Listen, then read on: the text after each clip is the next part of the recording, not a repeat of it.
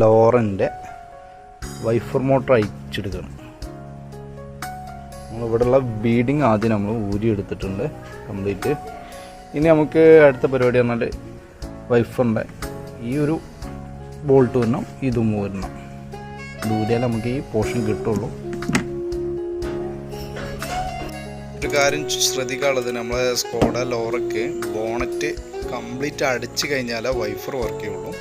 Bonnet തുറന്നിട്ട് wiper work ചെയ്യിപ്പിച്ചാൽ work ചെയ്യില്ല. അപ്പോൾ അതൊന്ന് ശ്രദ്ധിക്കണം, വർക്ക് ചെയ്യണ്ടോ ചെയ്യണില്ല എന്നുള്ളത് ബോണറ്റ് അടിച്ചിട്ട് തന്നെ നമ്മൾ ശ്രദ്ധിക്കണം.